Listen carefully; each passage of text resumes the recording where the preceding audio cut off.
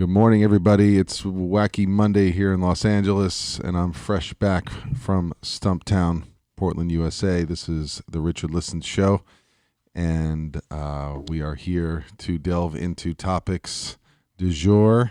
I have my lovely co-host, Darrell Noel, who's not so sure he's ready to be in studio. He's sure maybe he wants to be in the gym, but he's gonna jam on in here in a minute. I'm here. I'm ready. He's here. He's ready. I'm ready to go. We're getting to know each other. We're pacing each other out. And today we're going to get into topics that are interesting. And we have a guest who's kind enough to join us today who is a integrative wellness physician. She's an actor. Her eyes are rolling. She's gonna correct me after. She's a spokesperson. And she is going to educate me as well as all of us about healthier choices you can make, small changes you can make, both health-wise and in the pursuit of passion, whether you be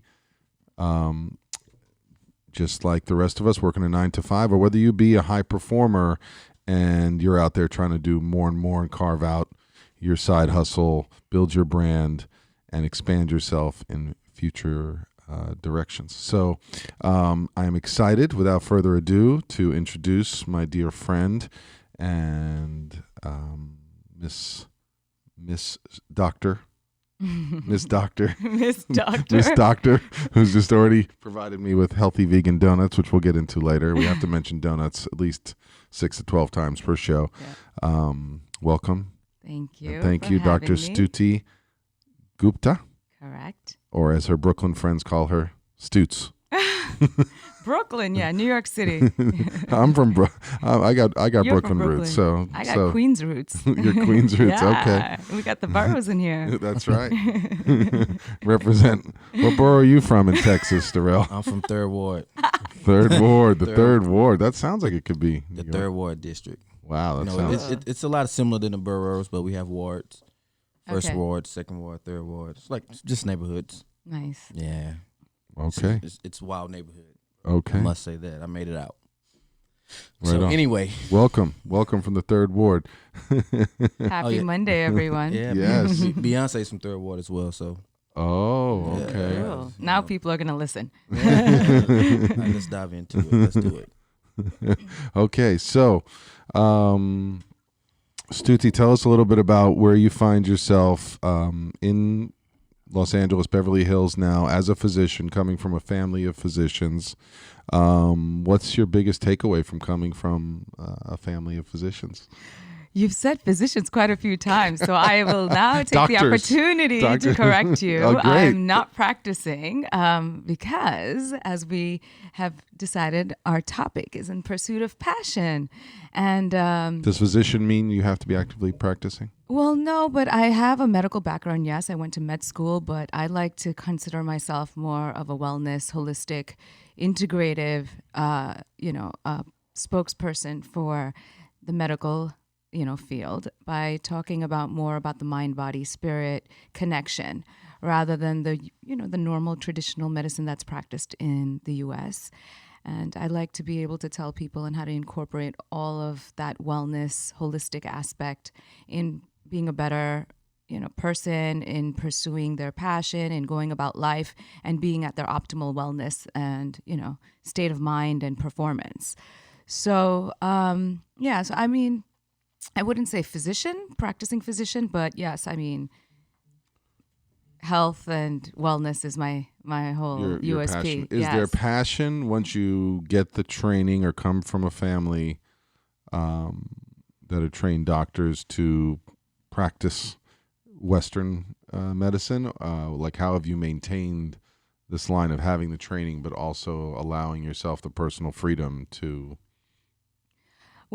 color outside the line? Yeah, I stayed I didn't do medicine because of my family. I actually used to rebel against it when I was younger because, I'm Indian and of Indian origin, even though I'm American, born and raised in New York.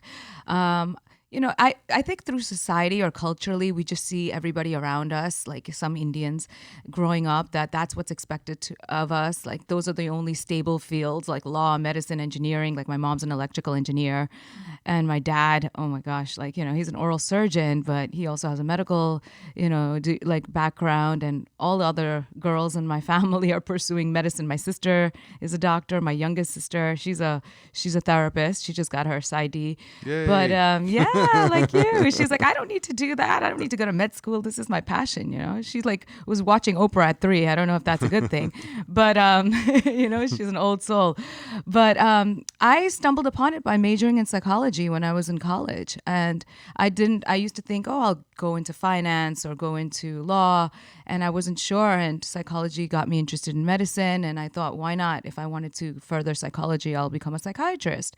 But while I was doing it, and just through life and evolvement and maturing, I realized like I would rather do more innovative work as like an entrepreneur. And I told my family very early on, don't expect me to practice medicine because I would like to do more with it. And I did healthcare innovation and entrepreneurship after medical school. So how did that go over? Because oftentimes, for peak performers, having that early, sense that they are different and they're going to pursue a path comes with some resistance.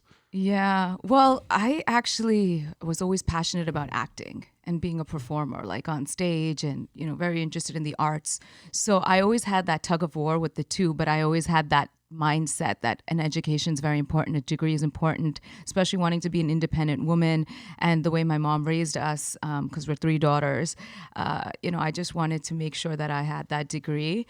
Even though along the way I did have doubts, and I had to reevaluate what I'm doing, because I used to act on the side and I used to train, and I'm like, why am I really doing this? And I had to reevaluate, like, is it really my passion, or is it some voice that I was conditioned to thinking that is my voice and my interest? And that's why I'm doing medicine.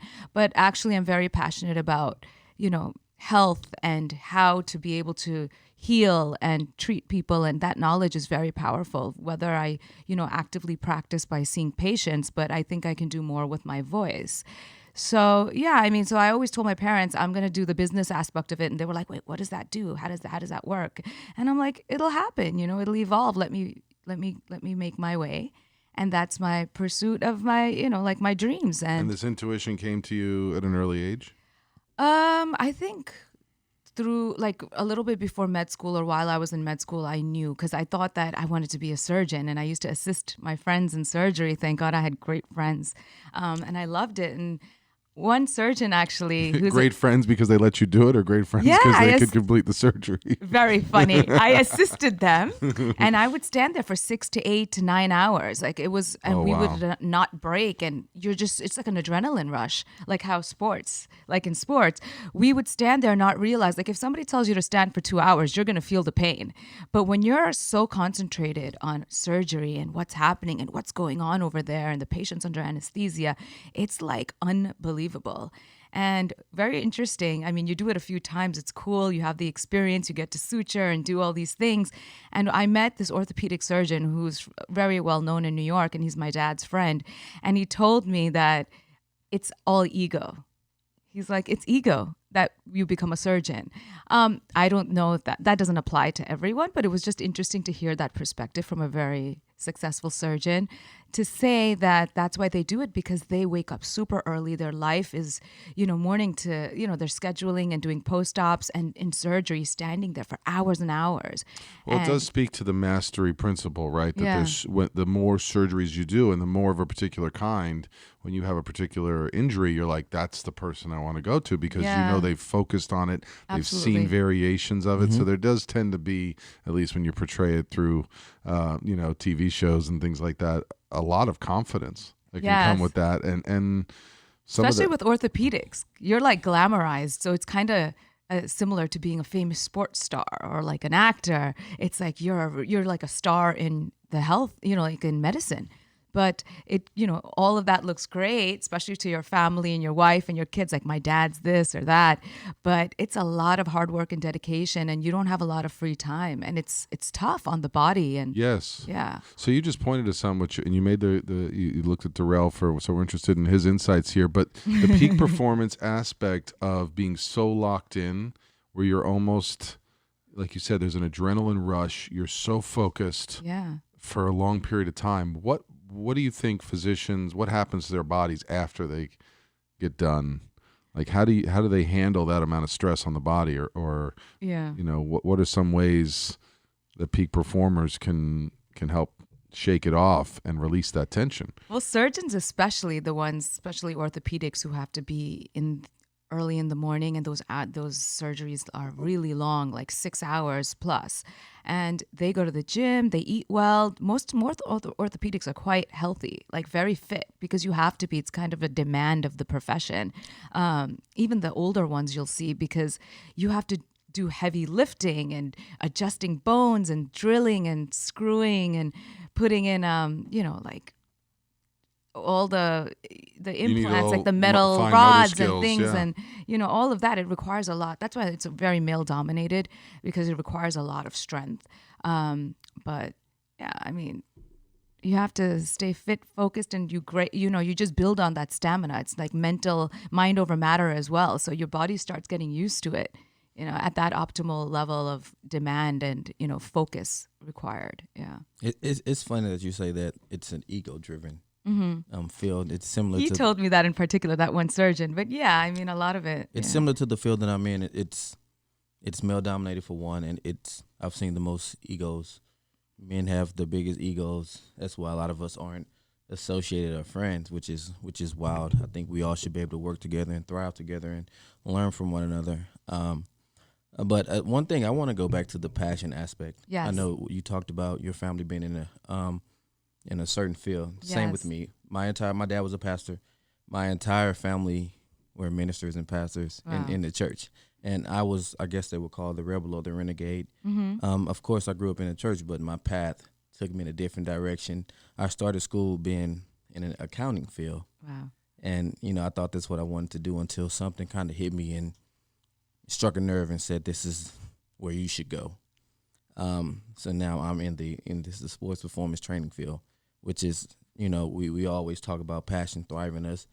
And I just want to highlight, because, we've been connected to a lot of spiritually focused teachers that to me, they're high performers too. I see the long hours they put in. Sometimes boundaries, personal boundaries get pushed aside, where it's really a calling. So I just want to, first of all, shout out to all the pastors, teachers, all the people who are doing that kind of work in families. But so great service. Yeah, it is. It's a being of service. So what was it that you noticed that told you, first your head said, maybe I want to try something different, but then something else took over that told you maybe I'm supposed to move into the I think one of the biggest sports. things is I realized my foundation, that I didn't have to be like everyone else. And two, that I kind of listened to myself and trusted myself and my intuitions. And once I felt the fire to do something, that's what pushed me. I can't really say what it was. Mm-hmm. Well, let's hone in on that for a second, because people are out there going, well, I come from a family and this is what we do. Like, how did intuition show up for you? Was it a moment? Was there just a noticing of, this is who I am? What told you it was okay to be unique and still be a performance coach? Well, my dad was the one that said, if this is what you're going to do, go out and be the best at it. He didn't pressure me. So that was a lot of permission there. Well, permission.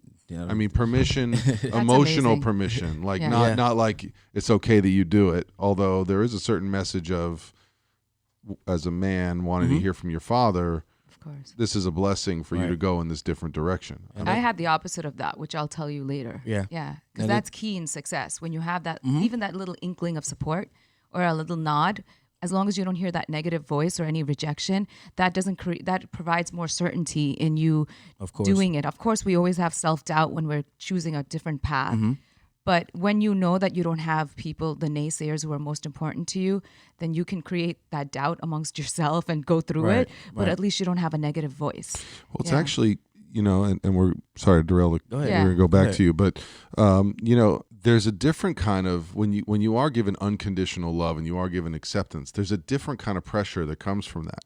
Mm-hmm. And I feel in a way the freedom where, you do come from, like, not every journey is about starting with adversity and against all odds, although we certainly are going to have athletes on the show that have done that and continue to fight daily because they're launching themselves from something uncomfortable. There's also, when you're given unconditional love, this tremendous pressure of like, oh my God, what do I do now that I can pursue anything and everything? Yes. Right? I have the freedom. Now how do I manifest from this place? And I know Dr. Stutis is going to tell us. Yeah, I will. I want to hear what Darrell has to say. Yeah. Who's wrapping up his... go ahead. Go back. Yeah. But to your point, that gave me great confidence. My dad wasn't the one to push me into something that he believed in, which is one reason why I admire him for being a pastor and my father. Like, we always had that line of, when we had our conversations, he didn't preach. He just had a conversation with me. And that even when things got hard, he would still have those conversations about, all right, keep doing it, handle the business, and kind of figure out how to push yourself into the realm that you want to be in. It took like 6 years until I actually started making sense. And he was still there just doing his thing, and how about when I know in the last year you went some transitions, you went on your own. Mm-hmm. Did you go to them? Like, were they still a resource? Or was it hard to ask? So the initial transition phase when I moved from Houston to California, I did.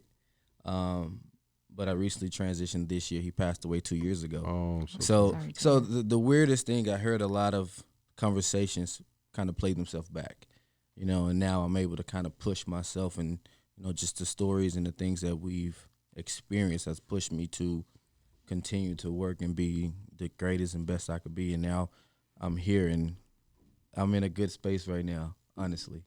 Yeah. Yeah. So you're living on through the way that he's, the way he parented you. I am. And again, I say my passion right now, I want to cook. I want to do a lot of the practices that we did. We barbecue, we did Cajun food, we did Southern food.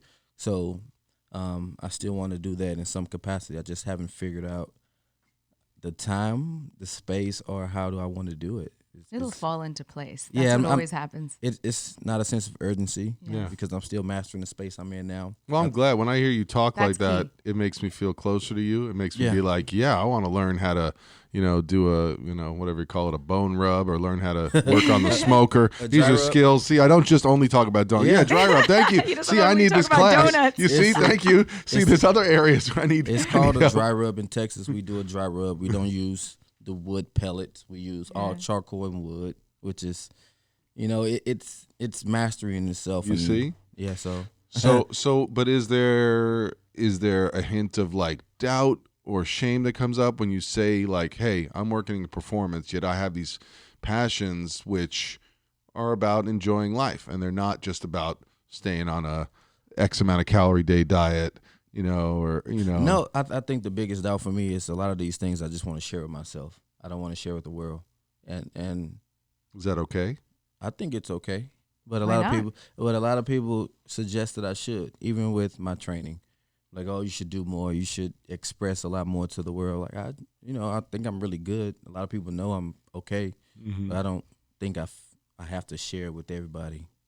But it's a balance. That's the only doubt that I have. Well, that's the key. The have to, this feeling of like we're either it's guilt or fear, or it's, the message of we're not enough in our current capacity. Even though you're great, it's just getting to the next level because now you've created such a good foundation and platform that you can take it to the next level. But the next level has to be either we have to create our own goal of that. We have to identify, I want to expand in this realm. Yes. I totally believe that. And we're talking about passion, and I'm totally not passionate about like pushing it to that realm because I'm comfortable with what I've built.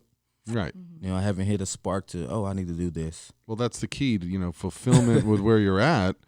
It's okay. Taking an athlete and telling them just you're going to go from training 3 times a week to 5 days a week, Of 2 course. days. Yeah. If that person's not ready or they don't have a self-defined goal to that, what's going to happen? It's all a mental capacity. It's like how mentally strong or how mentally aware of this, or do you really want to do it? That's really it. It all Desire. starts- It yeah, comes all down to starts in the desire. mind. That's very interesting. A lot of people have built pretty, great careers and have a good foundation and service that they're providing. Like it's a great accomplishment that Darrell has had, received. But that's what happens with some people hear other voices and get confused and try to get to the next level and dilute something so magnificent that they've built at such a high caliber and level of recognition that agree. sometimes they lose what they started to come to do, like what they started out doing and what they were attaining by having like other big investors come in or try to franchise on what they're doing in other cities, and then you can't be everywhere at once, and you kind of lose that spark or what you originally started with. And that you have to kind of weigh and choose your options on what you want and where your pursuit is and where you can do what you want in terms of utilizing what Right. you've already built and building on that. And that, I think, comes with time and intuition, and everything is timing, I believe. When it happens and when the opportunity comes along, it's like serendipity. It's time to take it to the next level, or maybe tie up with somebody to Right. kind of use what you've built and maybe bring it forward to people who might not be able to afford that at that level, and how to use what you've already I totally agree. And one thing, I never want to oversaturate myself. yes. I've came from an experience where one guy was the face and he wanted to expand. And then a lot of people will only come to the company or the business because of that guy. And then when you begin to expand and you can't meet the capacity of your expansion, it becomes a failure.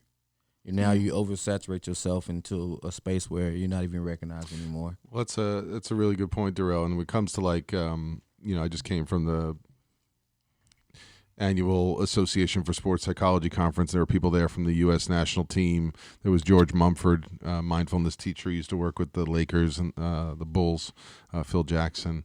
But when you talk about team dynamics, you have, in same thing with being a peak performer going out into a business, you're still on a team. Yes, sir. So role clarity, and role acceptance is a big part of like a team feeling secure. So if you're going out, that doesn't mean, and you want to create success in a medical realm or in the acting realm or in the podcast realm, whatever realm you're seeking, knowing that you're okay with your role, and knowing that you're okay with somebody else who wants to do the marketing and what, Absolutely. Diversify the portfolio. Of course, yes. and that can feel really yeah. secure. Knowing what I have to focus on, knowing what my job is when I show up, helps ease my anxiety as a performer. Absolutely. And taking on too many roles, it like floods the working memory, and eventually, you may become less effective. So I'm always looking at this stage for mentors, different professionals, giving me feedback about when I'm at kind of a saturation point,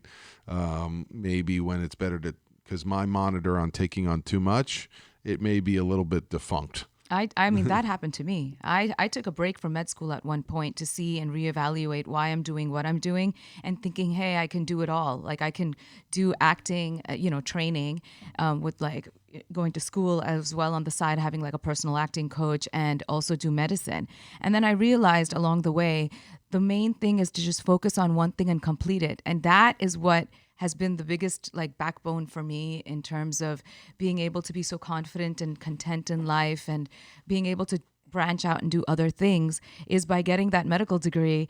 I completed it and it felt like this huge achievement. Meanwhile, I was like kind of diverting my energy into other things, trying to do it all in this time constraint that I had in my mind, which was brought on to me from just environmental conditioning, from just what I've heard growing up. There's a lifespan, and women have a biological clock, and you have to finish All and this graduate by conditioning. this age, especially if you're in the medical line. You have to finish by this age because it takes a while to establish yourself. And I'm like, no, there's no rules. I'll do what I feel, is right. And then at one point when I told you I took a break, is I started getting panic attacks.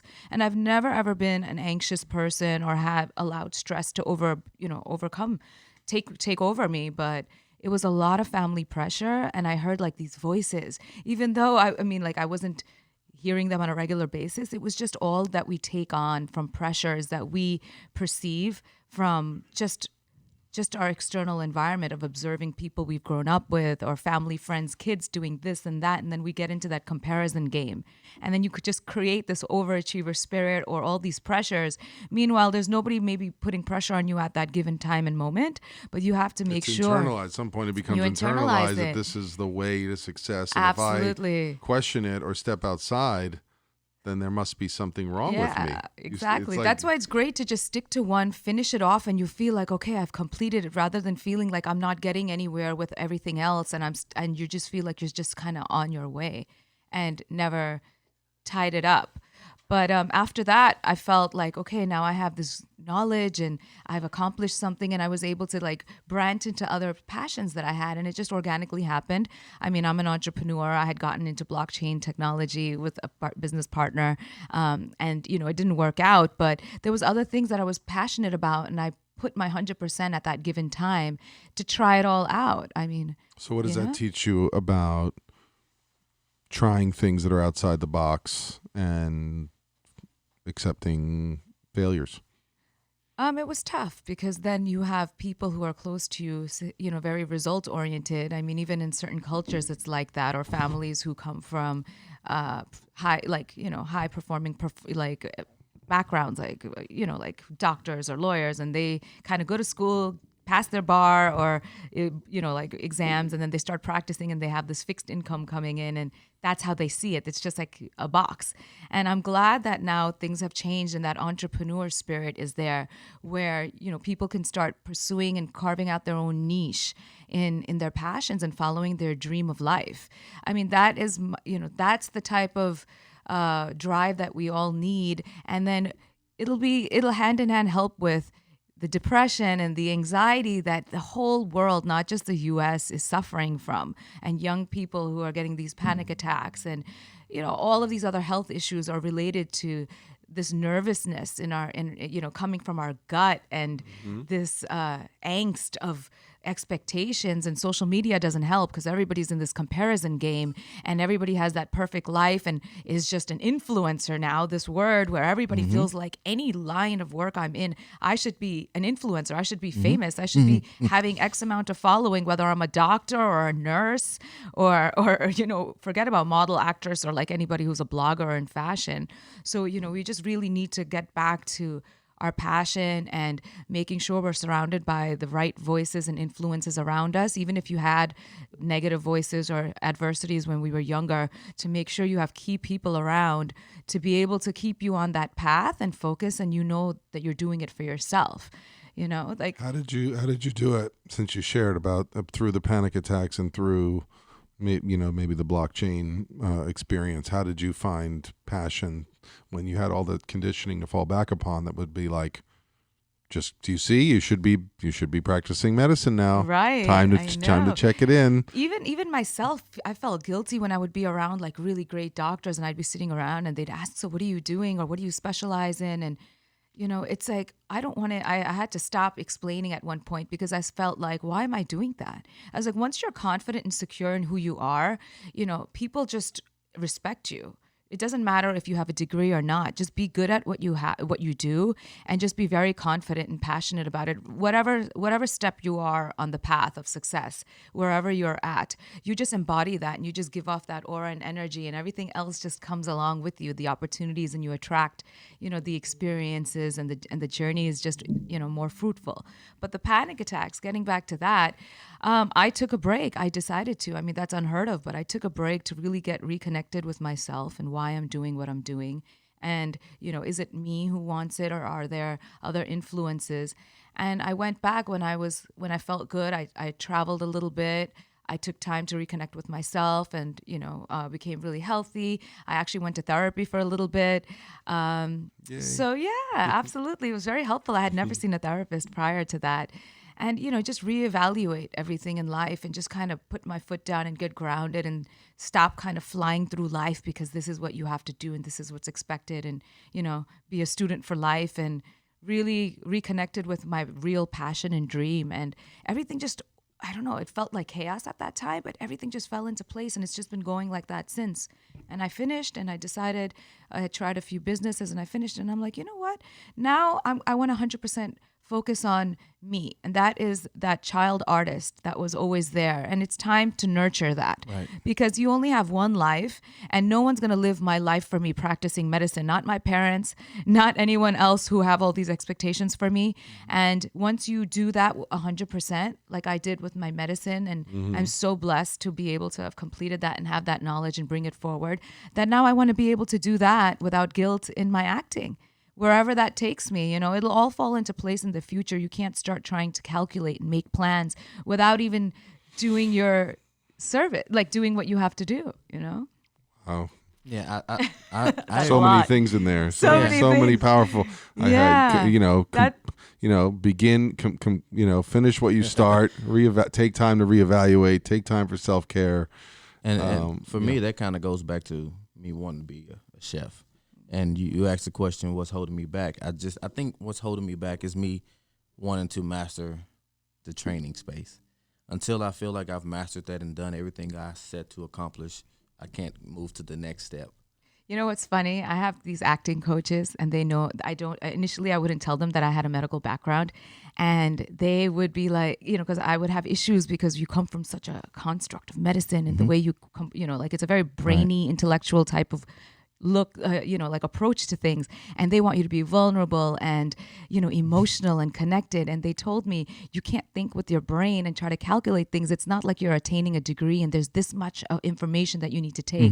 Cooking is like that as well. It's like a passion. It's like something you cultivate while you're doing it. And, you just kind of have to go with it and not put a time frame on it that I need like this many years of training to become great and become like Wolfgang Puck. You know what I mean? Or something if Darrell were my client, I would say that I would take the approach of, I hear how much joy the cooking gives you, right? So I'm sure that would be a great stress relief for you. So after a week of working hard, I'm sure you're already doing it. So I would just want him to get the maximum benefit of the cooking. Now, that doesn't mean... Have you been to my house? I have not. Yeah, I welcome the invitation. So to your point, like every Saturday or Sunday, I'm on the grill. Or cooking or something. So you're already doing it. Yeah. So you're already doing it. So in our brain, though, we put this pressure.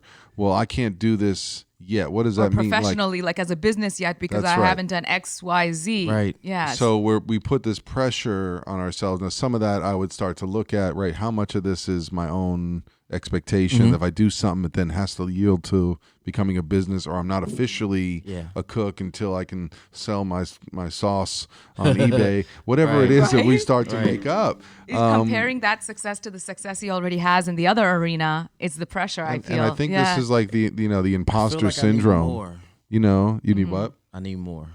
You need more practice? I need more success in the space that I'm in now. That's how I feel. And how do you define success for someone who comes to your gym?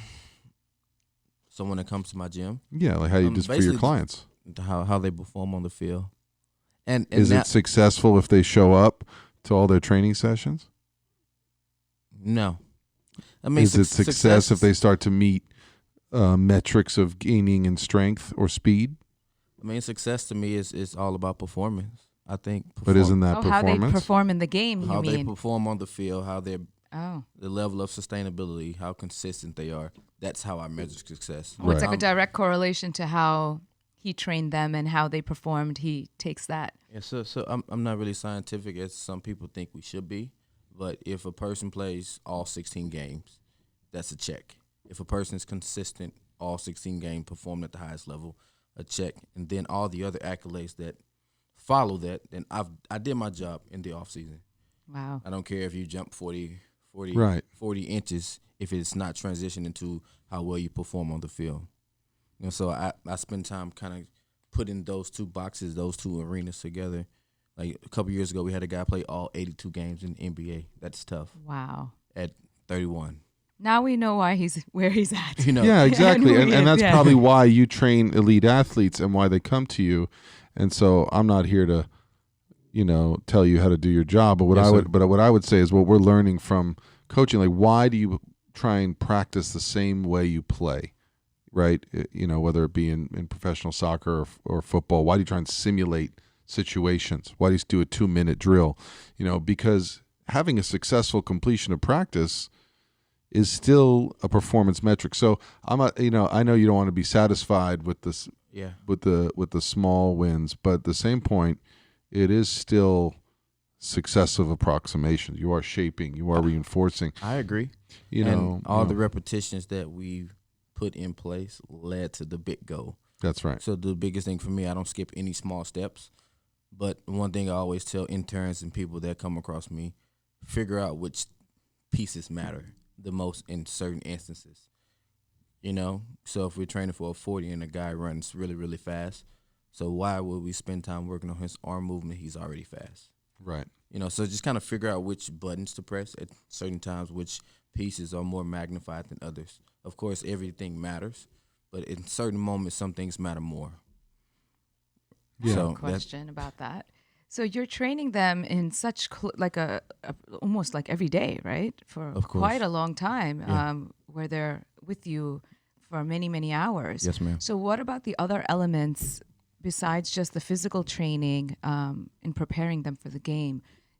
What about what are they doing in terms of their diet or their mindfulness? Like, what are the other practices that you deal with or that you've seen get incorporated in them being able to perform and train with you before they're even hitting the field? That's a very good question. So with me specifically, I'm really confident in myself that I don't feel like I have to do everything. So one thing I do, I outsource. Okay. Some guys go to yoga. Some guys go to hot yoga. Some guys go to Pilates. We recommend different nutritional wellness coaches to them.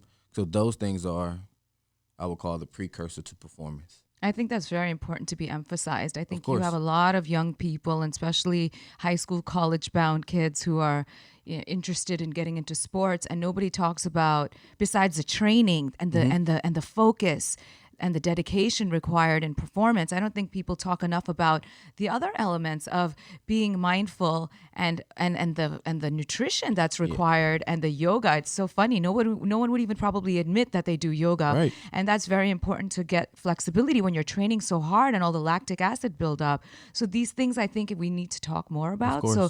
So other younger athletes understand that this is all part of high performance, and to get that performance on the field requires a well-nourished body, a good, a healthy, stable mind, and all of that in alignment leads to training well and then performance. Absolutely, I totally agree. It's one thing we talked about in the gym. It wasn't an argument, but a debate.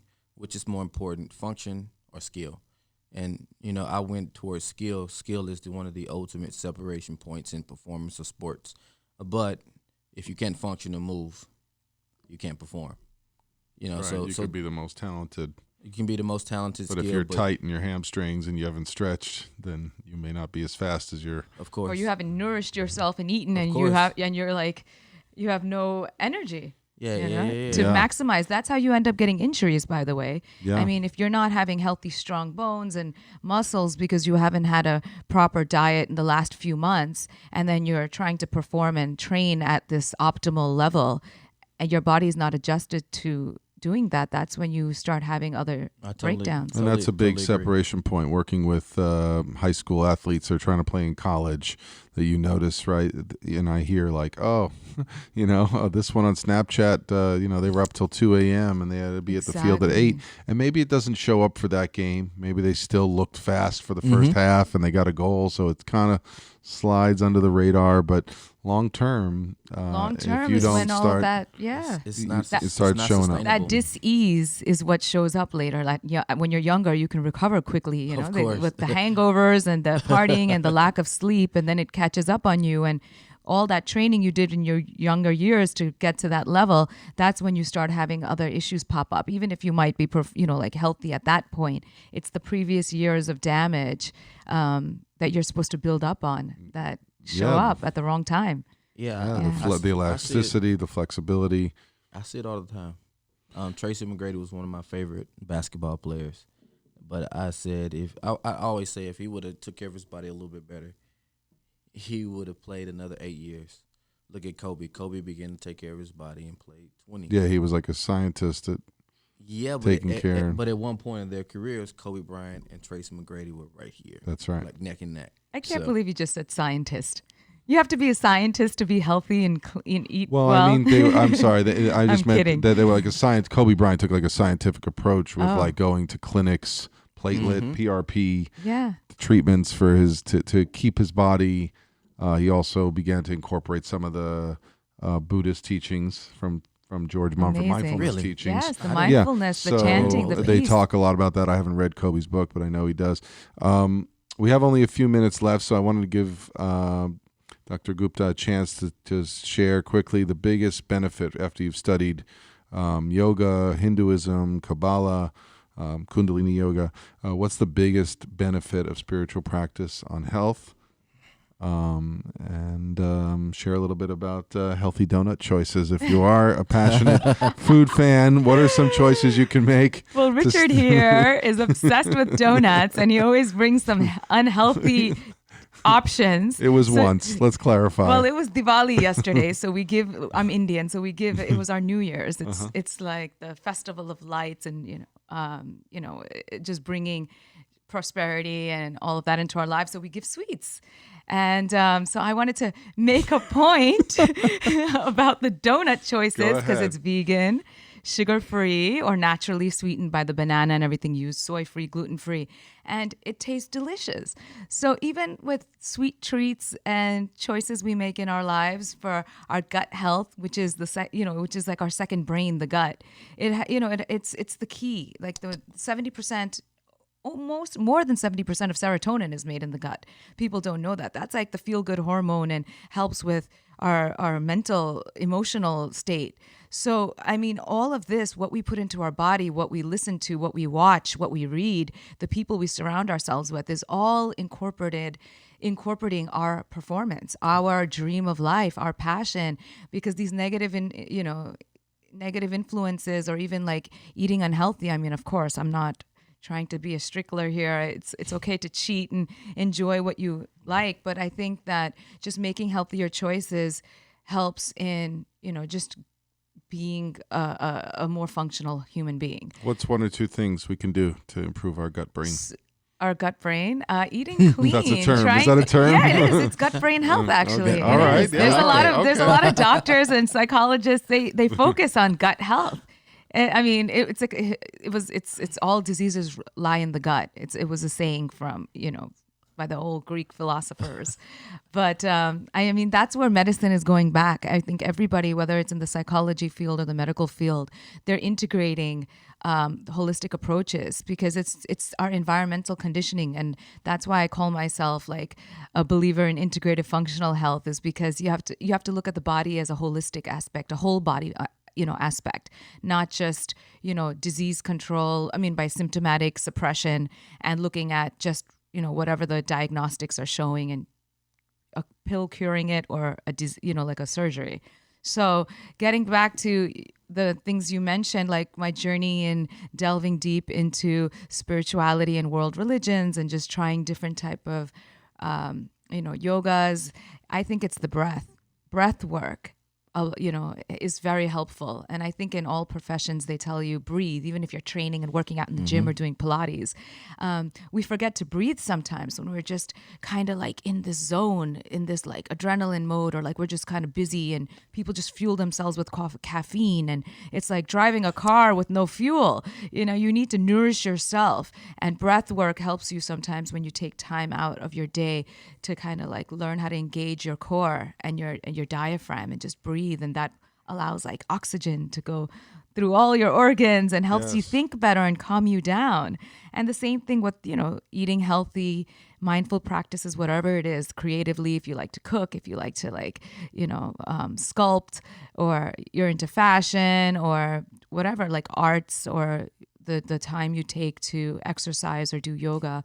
I mean, you have to take that time out for yourself every day, and that'll help you kind of focus your energy on what you really want to pursue. And of course, a well-nourished mind and body is how you pursue your passion in life and can kind of block out the noise, and it gives you a stronger voice in, and following your intuition and just everything else becomes just a little bit more clearer. Because, everybody's struggling nowadays with all this noise and this monkey mind, and they're just trying to figure out what's the quick fix on, I'm getting glad that. you said all that, because I'll tell a lot of my clients that don't have a gym membership, even walking, and sometimes my Absolutely. walk to or from the gym is more precious than the time in the gym, because it's time where I'm mindful and slowing down and getting the nervous system resettled. Yeah, being in nature and just kind of taking that time out for yourself. Yeah, Thorell is meditating for us here. So we have to keep on a schedule here for our listeners, and to be able to fit so many lovely guests in the same day. I feel like Dr. Gupta could be a contributor on a regular basis. I thank you so much for coming here. I will confess that I will probably sample a faux nut later, just for the sake of gut brain It's health. a faux donut. A faux donut. Yeah, It's a faux nut. donut. It is yeah. it is a faux nut. We'll give them a shout out here in LA, and there's a Yes. lot of companies now that are trying to let you have your cake and eat it too, so to speak, where you can. It looked delicious, by the way. Can't wait to try that. We'll let you all get a reward too. I can't wait. For a So- donut-obsessed individual, I Donut- wanted to add a little different element and angle to I re- trying this out. We'll reframe that I as a appreciate you. passionate Absolutely. food. What do we call it? A foodie. Foodie, a foodie. absolutely. Yes, for all us foodies or obsessed, Donutty. or anyone who has a little bit, it gets passed down in your family lineage, a favorite food, a favorite custom Absolutely. of. It brings or- back memories, and It's rooted. it's Yes, like a yes. reminiscing. Yeah. Check out the 30 for 30 on competitive eating. You'll see that it also comes from the family It's condition. nostalgia. It is. Yeah. So, real quick, Richard Listens on Instagram, Twitter, and Facebook. You'll be able to get this show and all others on iTunes and Spotify. Darrell, how can they reach you? They can find my Instagram and Twitter as DMN_1 of 1. DMN 1 of 1. Okay. And Dr. Gupta, if people would like to consult with you on spirituality as a spokesperson, acting, they want to place you in their next film. Right now, I'll stick to the wellness. But Okay. yes, that's my personal passion and pursuit in the arts. But How can people get a hold of you? Stuti Gupta on Twitter, STUTIIGUPTAA, and the same for Instagram. And then it's Stuti Gupta Official, which is STUTIGUPTA Official on Instagram. Amazing. And we thank you for your contributions, your energy, and for bringing the spirit of Diwali into the studio, and for being free to call out patterns which could be unconscious, Yeah. and that could, in the long run, affect your health. Even small changes can probably increase the amount of serotonin we produce and how positive we feel, and then, as you say, allow us more freedom and capacity to pursue our passions. Absolutely. It's So- the dream of life. Find it and nurture it, and shut out Sustain the it. noise. Yeah, shut out the noise and sustain it. Yeah. Tap into it. Tap into. I love Absolutely. it. Most definitely. Explore, Wow, you guys- exploration. I like that. We just got like little nuggets to put up in your mirror. Tap into it, Tap into sustain it, pursue it, live it. Live it. Thank you, everybody, for tuning in. I'm Richard Listens. See you on the next round. Thank you.